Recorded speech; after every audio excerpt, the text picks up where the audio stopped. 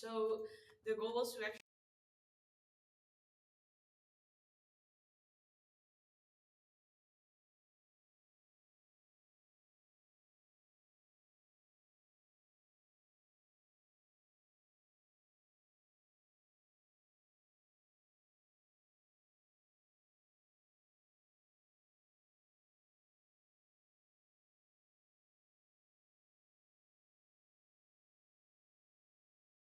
the digital product passport, and you see like different kinds of information. So for example, the manufacturing information, but also the environmental performance. For some more complex elements, maybe the assembly guides. But the problem is that in practice, this information is actually generated by different people and also stored in different systems. And current systems actually do not really support control over access and usage of data sharing. So what happens now is that people actually are very reluctant to share their information. And the result of that is that the digital product passports are often not complete. So data spaces are actually a promising solution to improve this. And the thing with data spaces is that they enable data exchange, but they also enable secure data exchange while preserving data sovereignty. And if you actually zoom in data transaction part, you can see that there's a usage policy and an agreement. So if you want to move the data from the data provider to the data consumer, the data provider should provide a usage policy. And in this usage policy, the data provider can actually state what people can do with the data after they have access to it. So it's beyond access control. And then the data consumer can read this policy and see if they agree or not, or negotiate a bit. And when there is an agreement, they actually receive the data. And in this way, the data provider has a little bit more control over what the data consumer will actually do with the data when they have access to it. But the problem is that for digital product passports and the construction industry, we actually don't really have a data space now. So it's very unclear what this usage policies would look like for digital product passports and how they can actually also support this data transaction. And also the entire workflow was also a bit unclear. So that's why in this research, we actually tested this ID using this suspended ceiling element. So it's like a renovation project in Amsterdam. It's a very big office headquarters that is being renovated.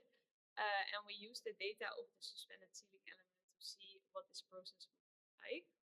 So the first step was actually to find the data.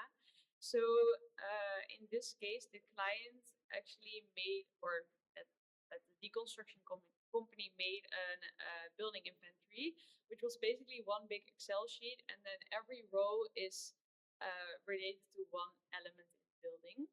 So here, we found the data for the suspended ceiling element, and then we transferred it into a knowledge graph using the DPP ontology network. So in the end, that resulted in a fragmented DPP. And we actually decided to use this ontology, or to use because we think that the DPP is fragmented, as I already explained in the introduction. And this DPP actually makes it possible to create separate knowledge graphs that we can then link to the owner of the data, and which is what we did in the next step. So for the third step, we actually developed a scenario. So we introduced several data providers, in our case, the manufacturer, the architect, and the element owner, and they all owned a part of the DPP, but they also had their own data protection needs. So we also introduced a usage policy for every part of it. And this usage policy, sometimes when I talk about this, people actually think it's a PDF, but in practice, it's a machine readable document. I hope I don't have to explain this here, but so it's written in an open, using the open digital right language and expressed in JSON link data. And the first part is actually a metadata part, and then after that, there's actually the usage policy that consists of different rules. So I have an example here. So this is the one for the architect. So here you can see that for the DPP view of the architect, it's actually allowed to read and display the data, but it's forbidden to modify, redistribute, and print data. And we did this for like all the data providers. And then we simulated the process using the Eclipse minimum viable data space. And that process actually had 6 different steps. So first, on the data provider side, the data provider needed to create the asset, which was in this case the part of the DPP, and the policy that we just discussed. Then these two need to be linked to each other because the data space needs to know which policy applies to the data asset. And then the data provider needs to make the asset public so that other people in the data space can actually find the data. Which is then the 4th step, what the data consumer does. So when they find the data, they can actually see the metadata and the contract. And then they can actually start the negotiation procedure. So right now in the minimal viable data space, this is actually funny because they call it a negotiation procedure, but there's no negotiation. So it's kind of binary. So you either get approval because you submit exactly the same policy, or you get a denial because your policy is not the same. But when you have the same policy, you actually get the agreement ID, and then with the agreement ID and your digital identity, you can actually request the endpoint to the data and receive it.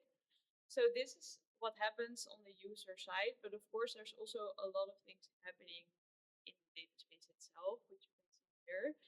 So this might be a bit an overwhelming figure, but yeah, so I was thinking, okay, should I add it or not? But like the only thing that I really want to show here is that in the backend there's this component in the data space which is called the identity hub, and this is where the digital identity of the data provider and data are managed. And with this digital identity, the authorization and authentication is managed so that the participants can only do where they have authority for. So when you actually do this for all the parts of the DPP, the data can actually be retrieved by the data consumer. And as you can imagine now, this will get complex and inefficient quite easily when you do this for an entire building, for example. Because if you only need to do it already 4 times for one element and you want to deconstruct an entire building, it will take a lot of time.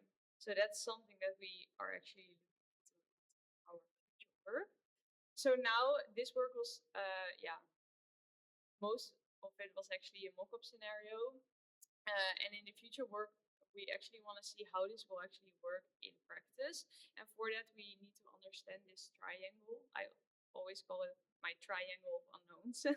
So first, we need to understand who the data providers and data consumers are actually in practice, and then also how is their identity managed and verified. Then the data, which data are they actually exchanging, why, and also in what format, because most of them are actually still using PDFs. And then the usage policy, so which policies actually support this data transaction. And then also the data space itself, so how can we organize it in an efficient way to actually support the exchange. And then I would like to highlight 2 important limitations here. So at this moment, there's no negotiation process in the minimum viable data space, which is not really how it works in practice. So in future work, we should also see how we can actually implement this. And then another very important one is that there's no enforcement of the usage policies currently. So there's this negotiation procedure, but then when the data consumer gets access to the data, they can actually do whatever they want with it because there's no enforcement. So if you want to have this in practice, you should definitely also look at it.